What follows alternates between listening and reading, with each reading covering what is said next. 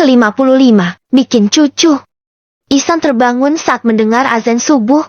Rintik-rintik hujan pun masih terdengar. Tapi hanya sisa gerimis. Sayang, ayo bangun. Sudah azan subuh. Ihsan menepuk-nepuk pipi Yasmin. Yasmin menggeliat, tapi masih enggan membuka mata. Nanti aja ya bang, aku masih ngantuk. Sahutnya.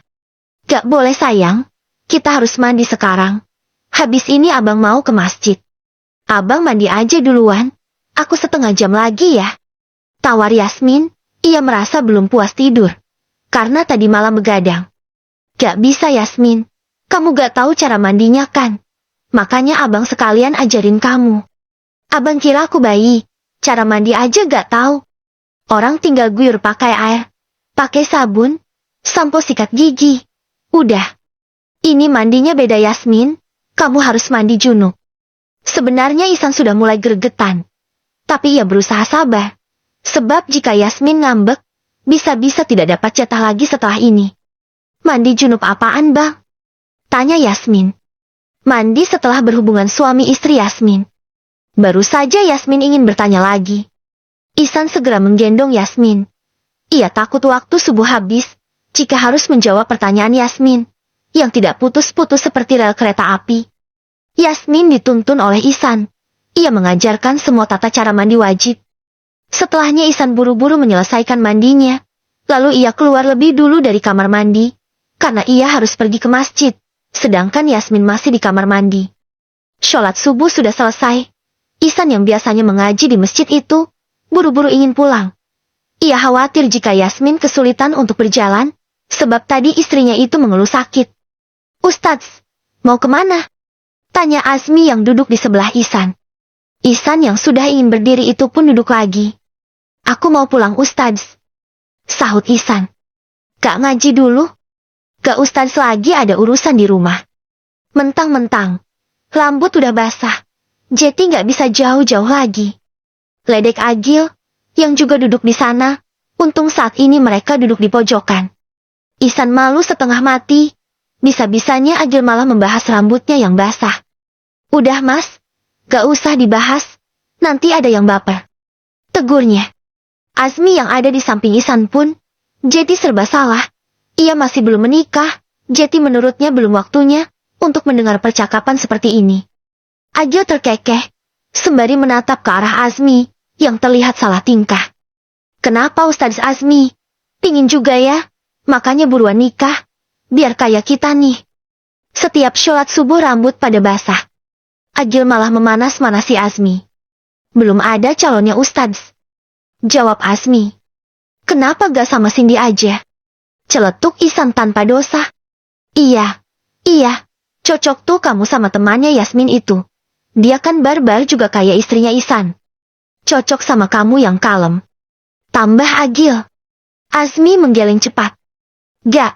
Gak mau Ustadz. Bisa mati karena hipertensi aku. Kalau nikah sama bocil yang suka cari masalah itu. Dari sekian banyaknya santriwati dan para ustadzah yang ada di sini, bisa-bisanya Ihsan malah merekomendasikan Cindy.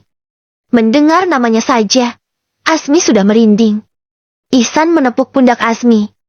Jangan bicara seperti itu. Istriku aja bisa berubah. Aku yakin Cindy juga pasti bisa berubah kalau kamu yang didik. Ucapnya meyakinkan. Azmi sama sekali tidak berminat pada Cindy, sebab gadis itu terlalu sering membuat masalah. Bahkan ia yang hanya menjadi guru saja, merasa frustasi mendidik muridnya itu.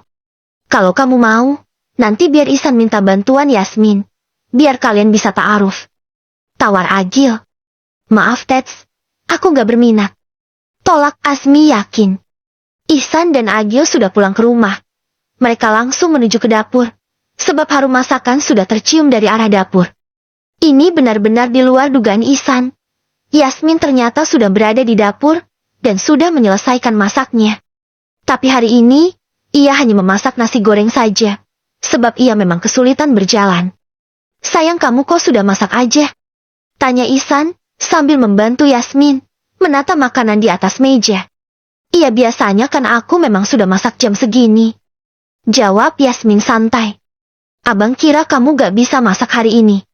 Yasmin menyipitkan matanya. Gak bisa masak kenapa? Tanyanya. Semua orang sudah memasuki dapur. Ihsan tidak ingin obrolan semacam ini didengar oleh orang lain. Gak sayang gak apa-apa. Ucapnya gelagapan. Mereka sudah duduk di depan meja makan, dengan nasi goreng di piring. Semuanya asik menikmati nasi goreng buatan Yasmin, yang rasanya sangat enak. Mi, Bah, hari ini ada yang beda gak? Tanya Agil tiba-tiba. Seketika Umi Arfah dan Pak Kiai menatap heran ke arah Agil. Gak ada. Emangnya apa yang beda? Tanya Pak Kiai. Agil malah nyengir kuda dan melirik ke arah Ihsan. Tuh lihat aja sendiri. Bukan Agil namanya, kalau tidak meledek adiknya. Apaan sih? Gak ada yang berubah kok. Ucap Umi Arfah yang masih belum sadar. Coba deh diperhatikan baik-baik. Ucap Agil lagi. Ihsan menatap bergantian. Agil, Pak Kiai, dan Umi Arfah, sebab mata orang-orang itu tertuju padanya. Ihsan tidak sadar, jika dari tadi dirinya yang jadi bahan ledekan. Ada apa sih? Tanya Ihsan sambil menautkan alisnya. Gak apa-apa, cuma ada yang rambutnya basah aja. Ucap Agil sambil terkekeh. Rambut Ihsan memang nampak masih basah, apalagi ia juga sudah melepas pecinya. Rambut Yasmin pun basah, meski tertutup hijab, tapi masih dapat terlihat dari hijab bergonya yang sedikit basah. Gara-gara kena hujan kali. Gumam Umi Arfah. Gak lah Mi, masa kena hujan yang di rumah rambutnya juga ikutan basah. Umi Arfah dan Pak Kiai terkekeh saat menatap Ihsan dan Yasmin, rambut dua orang itu sama-sama basah. Apaan sih? Gak usah meledek. Perasaan Mas Agil juga tiap pagi rambutnya basah. Ketus Ihsan. Iya kalau aku kan sudah biasa. Kamu yang gak biasa. Kalian sudah tidur bareng kan Yasmin? Tanya Agil pada Yasmin. Ya sudahlah Om, orang sudah tidur bareng sejak 2 bulan lalu. Kok masih ditanya lagi? Kemana aja Om Ustadz selama ini? Jawab Yasmin polos. Bukan itu maksud aku Yasmin. Yang aku tanyain kalian sudah bikinin cucu buat Abah sama Umi gak? Andaikan Yasmin adik kandungnya, pasti sudah digigit oleh Agil. Saking gregetannya. Yasmin mendelik. Hah? Bikinin cucu? Aku gak bisa buat Om Ustadz. Emangnya Umi sama Abah minta dibikinin cucu? Tanya Yasmin pada Pak Kiai dan Umi Arfah. Ihsan dari tadi diam saja. Ia sudah bisa menebak endingnya akan seperti apa. Mau banget. Sahut Umi dan Abah berbarengan. Tapi aku gak pernah bikin. Emangnya Om Ustadz tahu resepnya? Yasmin, emang kamu kira masakan pakai resep segala? Ucap Agil sambil terkekeh. Habisnya Om Ustadz bilang bikin, berarti ada resepnya dong. Kalau ada aku mau minta resepnya, biar bisa bikinin Abah sama Umi sekarang. Yang lainnya ternganga mendengar ucapan Yasmin, yang sangat enteng. Ihsan mendekatkan bibirnya ke telinga Yasmin. Abang tahu resepnya sayang, nanti habis makan kita bikin di kamar.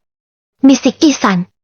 Ia malah merasa diuntungkan dengan ledekan kali ini, sebab Ihsan bisa memanfaatkannya untuk meminta jatah lagi.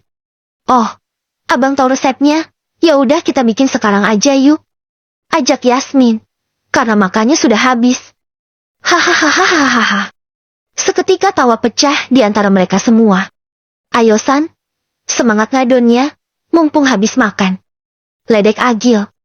Ihsan malu setengah mati, bisa-bisanya Yasmin yang sudah dibisikin, malah ngomong kencang. Mana langsung ngajakin bikin sekarang lagi. Ayo bang buruan, kita bikin sekarang biar cepat ceti. Yasmin menarik paksa tangan Ihsan. Ayo San, sana sudah, kalau bisa Umi request yang kembar ya. Ledek Umi Arfah. Ihsan yang sudah terlanjur malu itu pun langsung mengikuti Yasmin ke atas. Emangnya mereka beneran sudah begituan? Tanya Umi Arfah sambil terkekeh. Agil mengangkat kedua bahunya. Ya gak tahu Mi. Palingan Yasmin juga gak ngerti cara bikin yang dimaksud Ihsan tadi. Waduh kalau gagal paham lagi, bisa ngamuk itu anak. Gumam Pak Kiai sambil terkekeh geli. Ke-56, nangkep kecebong. Yasmin sudah berada di dalam kamar. Ia duduk di tepi ranjang menunggu Ihsan yang sedang ke kamar mandi. Yasmin sangat penasaran bagaimana caranya membuatkan cucu untuk mertuanya. Entah hari ini dia lagi oleng, atau bagaimana. Mungkin hari ini Yasmin lagi gabut, atau bisa juga lagi mabuk kecubung. Makanya rada-rada sinting seperti ini. Haha. Ceklek. Ihsan keluar dari kamar mandi, mata Yasmin langsung berbinar. Abang ayo, apa aja resepnya biar ku catet. Ucap Yasmin, yang sudah memegang kertas dan pena di tangannya. Ihsan sudah tersenyum sumringah. Ia tidak sabar ingin mengulangi permainan semalam. Gak usah repot-repot nyatet Yasmin. Resepnya cuma satu aja kok. Aku yakin kamu pasti langsung inget. Ucapnya sambil terkekeh. Serius? Cuma satu aja? Apaan bang? Tanya Yasmin antusias. Ihsan mendekatkan bibirnya ke kuping Yasmin. Sebenarnya ia juga geli ingin menyebutnya. Kecebong. Bisik Ihsan. Yasmin menyipitkan matanya. Kecebong apaan ya? Kok kayak familiar di telinga? Ah, iya aku inget. Yang anak kodok itu kan? Ihsan mengangguk sambil terkekeh. Ia mengira Yasmin mengerti dengan apa yang ia maksud. Ya udah bang kita nangkep sekarang di sawah. Ajak Yasmin dengan polosnya. Ihsan tepuk jidat. Astagfirullah Yasmin, abang kira kamu paham. Ternyata masih gak connect. Ini kayaknya jaringan wifi-nya error gara-gara belum bayar iuran. Paham kok aku. Kan kecebong memang anak kodok. Sebentar aku tanya Umi dulu. Ini aku yang salah atau abang yang bodoh? Gumam Yasmin sambil beranjak. Ihsan langsung gelagapan. Ia memegang erat tangan Yasmin, agar tidak pergi keluar kamar. Aduh, bisa malu 7 turunan aku kalau Yasmin nanya soal kecebong ke Umi. Batin Ihsan. Sayang, gak usah nanya ke Umi ya. Abang kok yang salah. Kecebong itu memang anak kodok. Ucap Ihsan, cengengesan. Nah kan, aku kan yang bener. Gumam Yasmin percaya diri. Iya, tapi kita nggak usah nyari kecebong ya. Abang sudah mau ngajar ini. Nyari kecebongnya besok-besok aja ya. Karena terlalu lama berdebat, Ihsan sampai kehabisan waktu. Hari ini ia mengajar jam 9 pagi. Tapi sebelum jam 8 sudah harus ada di pondok. Sebab ada banyak kerjaannya yang menumpuk. Karena Ihsan habis libur ngajar selama 2 minggu. Ya udah deh bang. Padahal aku penasaran banget loh. Itu kecebong diapain? Biar bisa jeti bayi. Ihsan memutar bola matanya malas. Menyebalkan. Umpatnya. Yasmin mengantarkan Ihsan sampai ke depan pintu. Tidak lupa ia mencium bolak-balik tangan suaminya. Ihsan pun mengelus kepala Yasmin. Baik-baik ya sayang. Jangan pecicilan. Iya bang. Sahut Yasmin. Seperti anak kecil yang sedang dinasehati orang tuanya. Ihsan sudah pergi. Yasmin duduk di sofa ruang tamu. Ada Yasmin. Gimana tadi Jeti buat cucunya? Tanya Agil iseng. Umi Arfah, Pak Kiai, dan Agil pun ikut duduk di sana. Yasmin mencebik. Ia terlihat kesal. Gak Jeti Om Ustadz. Jawabnya lemas. Loh, kok gak Jeti? Tanya Agil lagi. Iya kata abang cuma pakai kecebong doang. Tapi diajakin nangkep kecebong ke sawah malah gak mau. Jelas Yasmin jujur. Andaikan di sana ada Ihsan, gak kebayang lagi. Laki-laki itu malunya seperti apa? Hahaha. Hahaha. Semuanya tergelak. Bahkan Agil sampai bengek. Ia ketawa sambil memegangi perutnya. Kok pada ketawa sih? Apa abang bohongin aku ya? Gumam Yasmin, sembari menatap heran mereka yang sedang tertawa. Gak Yasmin, Ihsan gak bohong. Tapi, sudah gak usah dibahas. Udah bengek aku. Ucap Agil, masih sambil terkekeh, ia sulit menetralkan dirinya. Bawaannya Jeti pingin ketawa terus-terusan. Aku masih penasaran loh om. Habisnya gabut gak ada kerjaan. Kalau ada yang bisa dibikin mending aku bikin sekarang aja kan? Sebenarnya Yasmin tidak bodoh. Hanya saja ia yang sangat dingin itu. Jarang berinteraksi dengan orang lain, selain sahabat-sahabatnya. Makanya ia tidak mengerti dengan istilah-istilah itu. Yang ia tahu, hanyalah berbicara dengan lurus, tidak belok kanan, apalagi kiri. Udah Yasmin gak usah. Jangan bikin sekarang ya, nanti-nanti aja. Lagi pula Umi belum kebelet banget kok. Pingin gendong cucu. Ucap Umi Arfah yang juga masih terkekeh. Jam 4:30 sore. Yasmin berjalan menuju masjid. Seperti biasa ia ingin mengaji. Wajahnya terlihat sangat ceria, seperti anak-anak TK yang tidak memiliki beban hidup. Bahkan Yasmin berjalan sambil bernyanyi. Kau ditakdirkan untuk menjadi imamku. Menjadi pemimpin untuk keluarga kita.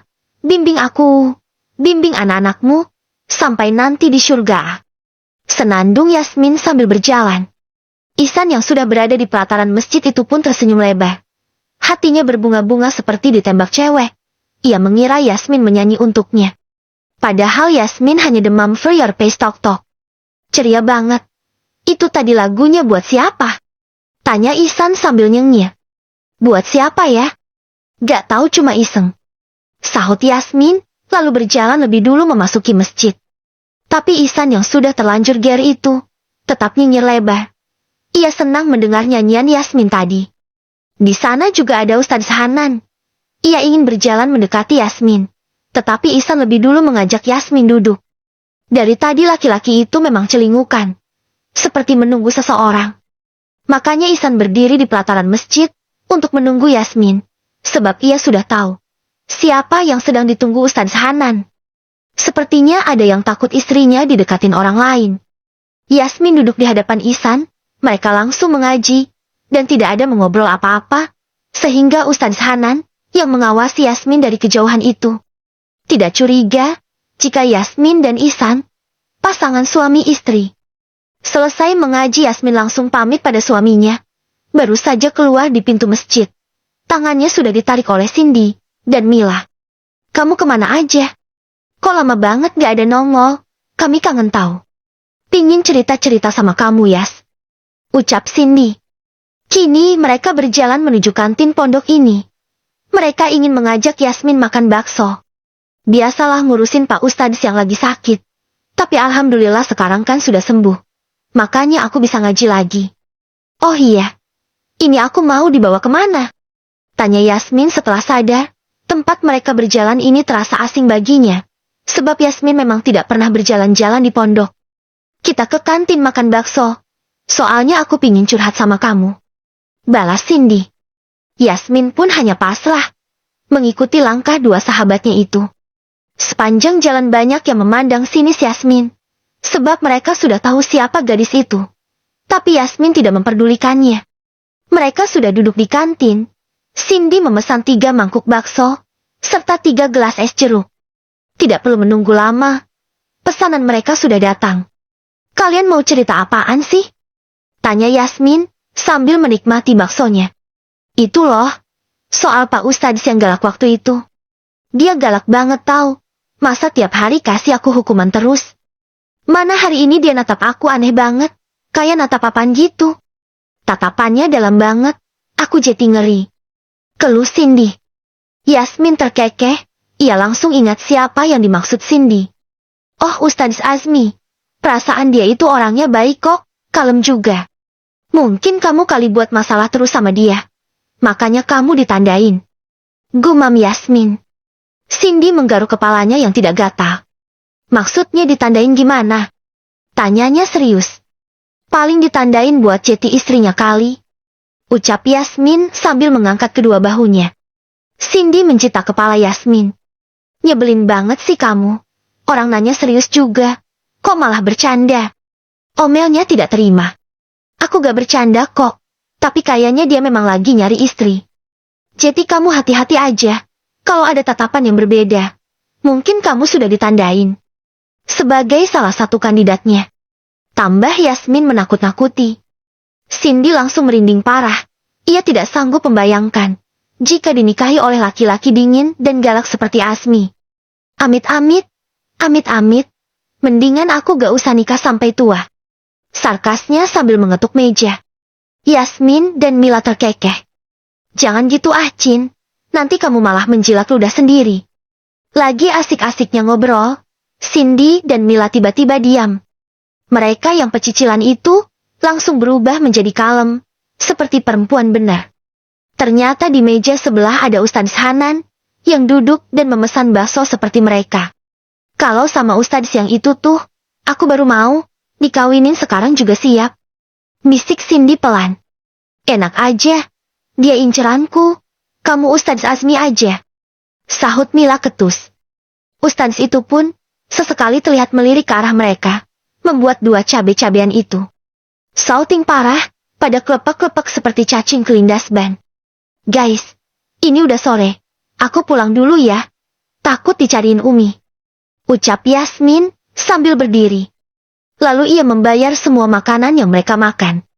Ya udah besok kamu kesini lagi kan? Tanya Mila, sembari menatap Yasmin. Insyaallah. Nanti hari Minggu kalian jangan lupa ikutan ya. Nanti ada kegiatan semacam belajar masak gitu. Aku yang jadi kokinya. Pokoknya kalian harus ikut ya, biar ramah. Iya, tenang aja. Kami pasti ikutan kok, Chef Yasmin. Ledek mereka berdua. Mereka tidak tahu jika Ustadz Hanan yang ada di sebelah sedang berbinar. Orang itu sangat ingin mengenal Yasmin lebih dekat. Ia berencana untuk mengikuti kegiatan itu juga, walaupun tidak tahu diizinkan ikut atau tidak. Sebab kegiatan itu dikhususkan untuk para santriwati saja. Ke-57, suara kodok merusak suasana. Yasmin berjalan pulang. Ia melewati masjid lagi sebab setelah keluar dari area pondok, memang harus melewati masjid terlebih dahulu, baru menuju rumah. Saat Yasmin berjalan, ia melihat Ihsan sedang berdiri di pelataran masjid. Yasmin, kamu dari mana? Tanya Ihsan mengerutkan alisnya. Yang ia tahu tadi Yasmin sudah pulang. Ihsan pun dapat melihat ada Ustadz Hanan yang berjalan tidak terlalu jauh dari Yasmin. Tadi aku habis dari kantin bang. Habis makan bakso sama Cindy dan Mila. Jawab Yasmin jujur. Oh gitu. Ya udah sekarang kamu langsung pulang ya. Ini sudah mau maghrib. Perintah Ihsan, sebab ia merasa takut saat melihat tatapan tidak biasa Ustadz Hanan pada Yasmin. Meskipun laki-laki itu hanya menatap istrinya dari kejauhan. Iya bang. Ini juga aku mau pulang. Yasmin meraih tangan Ihsan, lalu menciumnya bolak-balik. Assalamualaikum. Ucapnya lalu langsung berjalan menuju rumah. Waalaikumsalam. Sahut Ihsan. Ia mengawasi Yasmin hingga sampai ke teras rumah. Entah kenapa Ihsan jadi parno sendiri. Takut istrinya diculik orang lain. Kenapa dia mencium tangan Ustadz Ihsan? Apakah dia adiknya Ustadz Ihsan? Kalau begitu aku harus bisa mengambil hati Ustadz Ihsan, agar aku bisa mendapatkan adiknya. Batin Ustadz Hanan, yang dari tadi mengawasi mereka dari kejauhan. Sangat wajar jika Ustadz Hanan berpikir demikian, sebab usia Yasmin dan Ihsan memang terpaut sangat jauh. Bahkan seperti om dan keponakannya. Sehabis sholat maghrib, Yasmin pergi ke dapur. Ia ingin memasak untuk makan malam. Kebetulan malam ini, hujan turun lagi dengan derasnya. Yasmin memutuskan untuk memasak soto ayam. Tapi yang versi simpel saja, sebab ini sudah malam. Ia tidak bisa menghabiskan waktu terlalu lama di dapur. Selesai memasak, Yasmin pergi ke kamar untuk sholat Isya. Selesai sholat ia pergi ke dapur lagi, untuk menyiapkan makanan, sebab orang-orang rumah sebentar lagi akan pulang dari masjid. Seperti biasa, Umi Arfah, Agil, Elvira, Pak Kiai, dan Ihsan selalu sholat di masjid. Hanya Yasmin yang tidak mau ikut ke masjid. Ihsan juga tidak mengizinkan Yasmin sholat di masjid, sebab ia takut istrinya itu dijulitin lagi oleh para santri. Tapi meskipun hanya di rumah, Yasmin sangat rajin. Ia selalu memasak untuk makan malam mereka semua. Jadi ia tetap berguna untuk semua orang. Kok belum ada yang pulang ya? Gumam Yasmin sambil celingukan. Ia berjalan ke ruang tamu. Ternyata semua payung berada di tempatnya. Ini pasti gak ada yang bisa pulang. Gara-gara gak bawa payung. Yasmin segera mengambilkan 3 payung yang ukuran besar. Lalu ia berjalan menuju masjid. Dengan 1 payung dipakainya. Dan 2 lagi masih dipegangnya di tangan. Meskipun Yasmin barbar, lugu, dan sedikit gesrek, tapi ia sangat baik pada keluarga Ihsan. Yasmin naik ke pelataran masjid. Ia menengok ke arah pintu tempat wanita. Yasmin, kamu ngapain? Tanya Umi Arfah, yang duduk tidak jauh dari pintu. Jemputin Umi.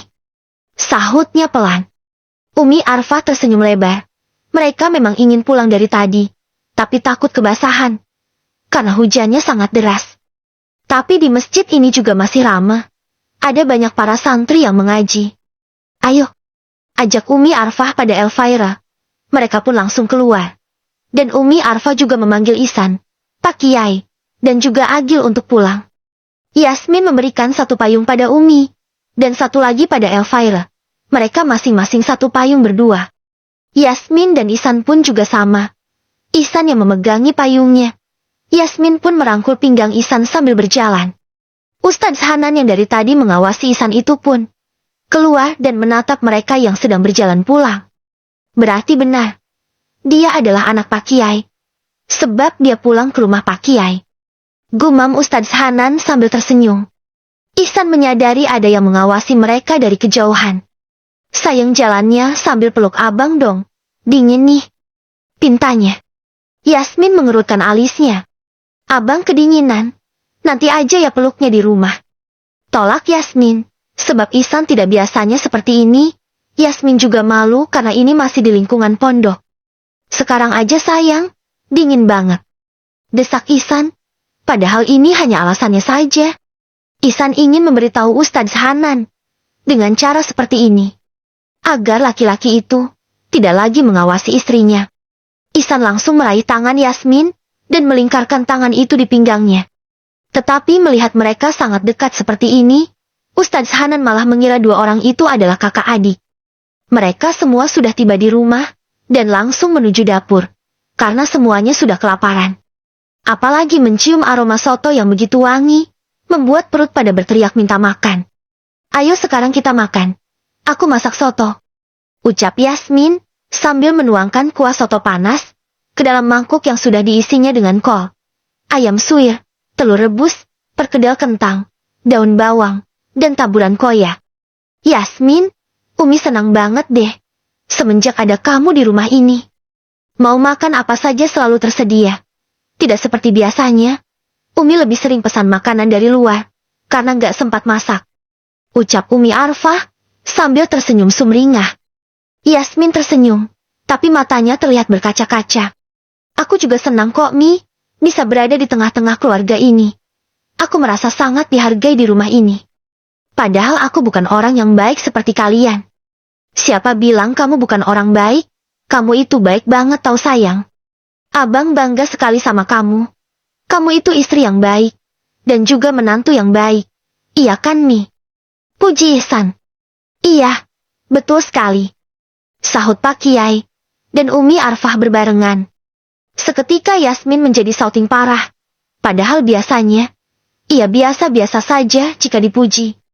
Tapi entah kenapa setelah menjadi istri Ihsan seutuhnya, ia jadi sering salah tingkah. Setiap kali dipuji oleh suaminya. Setelah itu, semuanya hening. Mereka asik menikmati soto buatan Yasmin. Kok, kok, kok, kok. Suara kodok itu terdengar sangat nyaring. Memecahkan keheningan di antara mereka. Mata Agil langsung berbinar. Ia yang sudah lelah seharian mengajar itu, butuh hiburan. Wah, ada suara kodok tuh, lagi bikin kecebong. Celetuk Agil sambil terkekeh. Laki-laki itu memang sangat usil. Ia tidak bisa melihat Yasmin jadi orang benar. Agil malah senang melihat Yasmin yang petakilan. Agil sengaja memancing Yasmin, agar tingkah konyolnya keluar lagi. Yasmin yang sedang makan pun, langsung menganga, dengan mata yang membulat sempurna. Abang, habis ini kita nangkep kecebong ya? Lengeknya pada Ihsan. Uhuk, uhuk, uhuk. Seketika Pak Kiai, Umi Arfah, dan Ihsan tersedak bersamaan, sebab mereka sudah tahu apa tujuan Yasmin ingin menangkap kecebong. Sementara Agil malah tertawa gelak. Ia senang jika Yasmin bersikap konyol seperti ini. Yasmin dianggapnya seperti pelawak yang selalu menghiburnya. Sedangkan Elvira hanya diam dan kebingungan. Ia tidak tahu apa-apa tentang kecebong. Ihsan menghembuskan nafas kasar. Sayang, ini sudah malam, hujannya juga deras banget. Kamu gak usah lagi mikirin kecebong. Lagi pula itu kecebongnya di got. Kotor. Ucap Ihsan gelagapan. Ia takut keluarganya tahu. Jika perkara kecebong yang ingin dijadikan bayi oleh Yasmin. Gak apa-apa loh bang. Kalau dia kotor kan bisa dimandiin dulu sebelum diolah. Jawab Yasmin polos. Gak sayang abang gak mau. Kamu gak usah aneh-aneh. Pokoknya abang bilang gak ya enggak. Ingat kamu sudah janji mau jadi istri yang baik. Yang penurut sama suaminya. Tegas Ihsan dengan nada yang sedikit meninggi. Yasmin membanting sendoknya, lalu berdiri. Abang jahat. Pekiknya, lalu berlari ke atas. Ihsan mengusap wajahnya kasar. Allahu Akbar Yasmin, bisa nggak sih Warasari aja? Gak bikin aku pusing, sama tingkahnya. Gumam Ihsan kesal. Salah kamu sendiri, sudah tahu istrinya serius kayak gitu. Kenapa pula kamu jelasin, bikin bayi pakai kecebong, ya begini jadinya, pusing sendiri kan? Ledek Agil sambil terkekeh. Pak Kiai dan Umi Arfah pun ikut terkekeh. Ihsan mendelik. Mas tahu dari mana? Tanya Ihsan curiga. Agil malah nyengir lebar. Dari mana lagi, kalau bukan dari bidadari lugumu itu? Ihsan geleng-geleng kepala, ia tidak habis pikir ternyata sampai saat ini. Yasmin masih ember bocor. Gadis itu tidak berubah sama sekali. Harusnya Ihsan lebih berhati-hati setiap berbicara dengan Yasmin. Sebab setiap perumpamaan aneh yang dibuat Ihsan, jika Yasmin tidak paham ia bisa bertanya kepada orang lain. San, istrimu itu dari pabriknya sudah mode data. Tidak mengerti dengan perumpamaan. Jadi kalau bicara sama dia, harus benar-benar ke intinya. Biar dia nggak gagal paham. Nasihat Umi Arfah, tapi masih sambil terkekeh. Iya Mi. Sahut Ihsan sambil menggaruk tengkuknya. Entah ini kali keberapa Yasmin membuat Ihsan malu di depan keluarganya. Ini gara-gara suara kodok sih. Jadi rusak suasana malam ini. Bisa-bisa aku gak dikasih jatah sama Yasmin. Batin Ihsan. Ke-58, rasa yang berbeda. Ceklek. Ihsan membuka pintu kamar. Ia memandang ke kiri dan kanan. Namun Yasmin tidak terlihat. Ini di antara dua, jika tidak di kamar mandi, maka Yasmin ada di balkon. Ceklek. Ihsan membuka pintu balkon. Ternyata Yasmin memang sedang berada di sana. Ia perlahan berjalan mendekati Yasmin, yang sedang duduk di bangku. Ihsan sudah berniat untuk merevisi kata-katanya yang salah tadi. Ini masih soal kecebong. Ia tidak mungkin berlarut-larut dalam kesalahpahaman ini. Beginilah nasib menikahi bocil, hidup Ihsan yang tadinya adem dan baik-baik saja. Tiba-tiba menjadi banyak warna. Ada warna merah, kuning, hijau, biru, jingga, ungu, merah muda, dan biru. Pokoknya berwarna banget, seperti pelangi. Sayang, kamu ngapain di sini? Hujannya deras banget loh. Nanti masuk angin. Ucap Ihsan, sembari mengelus lembut kepala Yasmin. Gak apa-apa. Aku cuma lagi malas aja ngomong sama abang. Ketusnya. Ihsan terkekeh. Katanya gak mau ngomong sama aku. Tapi ini kok ditanya malah langsung jawab. Batinnya. Kenapa? Kamu masih marah sama abang? Gara-gara kecebong tadi? Yasmin mengangguk dengan wajah yang ditekuk. Iya, aku kesal. Abang gak mau nurutin kemauanku. Ihsan meraih kedua tangan Yasmin dan menggenggamnya. Sayang abang minta maaf ya. Sebenarnya abang bohong. Buat bayi itu bukan pakai kecebong. Jelas Ihsan sambil meringis. Ia takut salah bicara lagi. Karena yang diajak ngobrol ini adalah bocah tengil, lugu, dan polos. Yasmin menyipitkan mata. Terus yang benar pakai apa? Yang benar ya, yang kayak kita kemarin malam. Jawab Ihsan apa adanya. Ia tidak ingin membuat istilah-istilah lagi. Kalau itu aku juga tahu. Ihsan menautkan alisnya. Lah kalau kamu sudah tahu, kenapa malah percaya kalau abang bilang buat bayi pakai kecebong? Ihsan jadi gemas sendiri pada Yasmin. Soalnya kata Om Ustadz Agil, bayi itu bisa dibuat. Aku kira bisa dibuat kayak pakai apa gitu. Yang langsung jadi, gak pakai nunggu lama. Jawab Yasmin dengan polosnya. Hahaha. Gak gitu juga sayang. Yang namanya mau punya bayi, harus hamil dulu 9 bulan. Baru bisa dilahirkan, gak ada orang yang bisa buat bayi. Jelas Ihsan sambil terkekeh. Tapi aku lihat di tok-tok, ada tuh orang beli bayi. Katanya itu bayi buatan. Mana bayinya cantik-cantik dan ganteng-ganteng lagi. Aku jadi pingin punya juga. Yasmin itu bayi mainan bukan bayi beneran. Masa sih? Orang dia bisa nangis loh. Mungkin dikasih baterai kali, makanya dia bisa nangis. Tapi aku mau punya yang kayak gitu baang, buat mainan. Rengek Yasmin dengan wajah melasnya. Ihsan mendesah panjang. Alah wakbar Yasmin. Jeti dari tadi ngotot banget pingin buat bayi untuk mainan. Gimana nanti kalau punya anak beneran? Bisa-bisa anakku dijadiin boneka sama dia. Batin Ihsan. Membayangkannya saja Ihsan sudah ngeri. Iya Jeti sadar. Yasmin ini belum siap untuk menjadi seorang ibu. Sayang, kamu sudah gede. Gak boleh main boneka-bonekaan. Terus kalau kita bikin anak beneran abang mau gak? Tanya Yasmin tiba-tiba. Ihsan langsung berbinar. Karena diajakin bikin anak oleh Yasmin, sebab Ihsan memang ingin mengulang malam pertama semalam. Mau banget sayang. Sahutnya cepat, sembari menganggukkan kepala.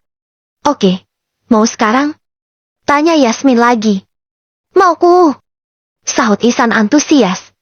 Ia sudah bersiap ingin menggendong Yasmin. Tapi aku mau nanti anaknya cewek ya bang, biar bisa didandanin. Celetuk Yasmin.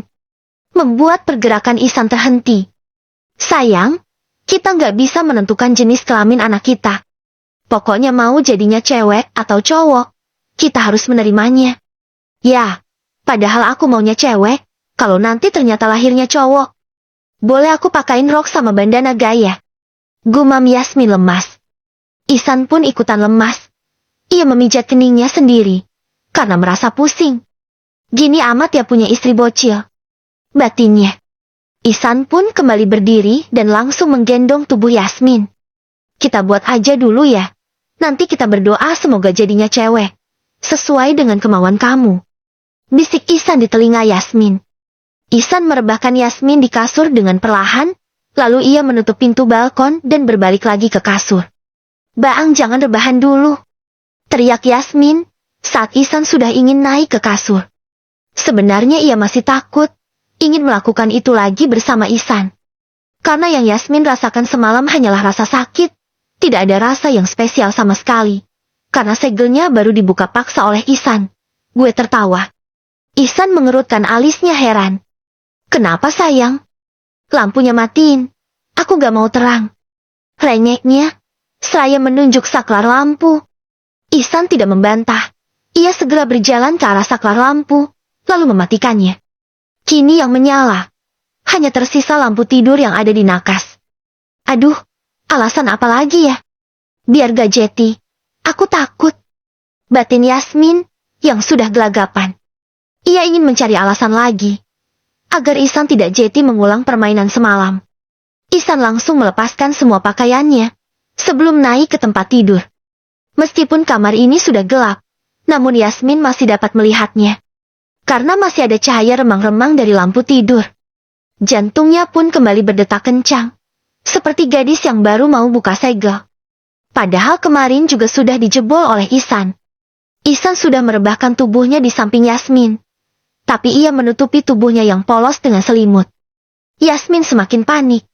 Ia benar-benar takut mengulang permainan itu lagi. Baang, gak Jeti ah. Rengek Yasmin tiba-tiba. Ihsan terkesiap. Mana mungkin ia mau membatalkannya. Sebab ia sudah siap 100%. Kok gak Jeti sayang? Abang sudah siap loh. Tanya Ihsan sedikit kesal. Aku takut bang. Bekas kemarin aja masih sakit. Ucap Yasmin jujur. Ihsan terkekeh. Ia tahu itu hanya alasan Yasmin saja. Masa sih? Masih sakit? Perasaan tadi siang kamu udah petakilan kayak biasanya kok. Iya tapi kalau dekat-dekat sama abang Jeti sakit lagi. Ihsan langsung mencubit pipi Yasmin. Ia gemas dengan istri kecilnya itu. Yang selalu mempunyai 1000 alasan. Jika diajak berhubungan seperti ini. Yasmin udah dong. Ini punya abang sudah bangun loh. Kamu berdosa kalau nolak. Ia meraih tangan Yasmin. Dan menaruhnya di benda miliknya. Yasmin terbelalak. Nafasnya pun tiba-tiba memburu. Seperti sedang dikejar hantu. Bang ini yang kemarin dimasukin ke badanku. Pekiknya panik. Ihsan mengangguk. Sembari tersenyum kecil. Iya sayang. Bisiknya. Yasmin terperanjat. Ia kaget bukan main. Biuzit. Kide benjit. Apa nggak bisa dikecilin gitu? Biar gak sakit. Pekiknya lagi. Hahaha. Ihsan malah tergelak. Sebab laki-laki justru merasa bangga jika dibilang besar. Gak bisa dikecilin sayang, di mana-mana juga orang maunya digedein kali. Sahut Ihsan masih terkekeh. Tapi aku takut mati Baang. Ini besar banget. Mana panjang lagi? Kira-kira sampai ke lambung gak ya? Gumamnya lagi. Sayang, gak bakalan buat mati kok. Masih jauh sama lambung. Jelas Ihsan sambil menahan tawa. Tapi aku takut Baang. Aku maunya itu dikecilin. Rengeknya lagi. Ihsan tidak sanggup lagi menanggapi ocehan Yasmin. Ia langsung membungkam mulut yang cerewet itu dengan bibirnya. Yasmin pun hanya terdiam menikmati permainan suaminya. Di setiap permainan panas seperti ini, ia hanya diam dan tidak bekerja sama sekali. Sebab Yasmin memang tidak tahu apa yang harus dilakukannya. Setelah pemanasannya dirasa cukup, kini Ihsan langsung melakukan penyatuan. Ia tidak peduli dengan mulut Yasmin yang terus mengoceh. Minta gak Jeti mainlah. Sakitlah. Minta dikecilinlah. Ihsan sama sekali tidak mendengarkannya lagi. Ia hanya fokus menyatukan tubuh mereka berdua. Saat Ihsan sudah berhasil melakukan penyatuan dan mulai bermain dengannya, Yasmin membatin. Kok rasanya beda ya? Kemarin sakit. Ini kok malah seperti ini? Batinnya sembari membuka mata dan menggigit bibir bawahnya. Kenapa sayang? Masih sakit? Tanya Ihsan khawatir. Yasmin hanya menggeleng. Ia tidak menjawab lagi. Kini ia kembali memejamkan mata dan menikmati permainan itu. Setelah beberapa saat, Ihsan mencabut senjatanya karena sudah melakukan pelepasan. Yasmin langsung membuka matanya cepat. Abang kok dicabut? Protesnya kesal. Iya sayang, kan sudah selesai. Jawab Ihsan dengan nafas yang tidak beraturan lagi. Sebab mereka sudah bermain cukup lama, ia pun sudah merasa sangat lelah. Apa sudah selesai? Iya sayang. Yasmin menggeleng cepat. Enggak. Belum selesai bang. Masukin lagi gak? Perintahnya galak. Gak bisa lagi sayang. Abang sudah capek. Besok lagi ya. Lalu Ihsan beranjak ingin merebahkan tubuhnya. Gak bisa Baang. Aku mau lagi sekarang. Rengek Yasmin. Ia pun menjambak rambut Ihsan yang sudah ingin rebahan. Ya udah. Iya, kita main sekali lagi. Ucap Ihsan lalu ia memulai permainannya lagi. Untung itu si cacing Leska yang tadi sudah tertidur bisa dibangunkan lagi. Coba kalau dia nggak bisa bangun lagi, bisa-bisa itu cacing Leska kena mental gara-gara dimaki habis-habisan oleh Yasmin. Ternyata di ranjang kamu juga barbar banget ya sayang. Batin Ihsan sambil menatap wajah Yasmin yang sangat menikmati permainan mereka. Tapi Ihsan malah senang melihat Yasmin seperti ini. Itu artinya besok-besok ia tidak perlu repot-repot lagi merengek minta jatah, sebab Yasmin bisa memintanya duluan. Padahal jika Yasmin dapat mengingat masa lalu, ia pasti akan sangat malu. Karena waktu itu ia selalu menolak ajakan suaminya, tetapi sekarang malah kecanduan.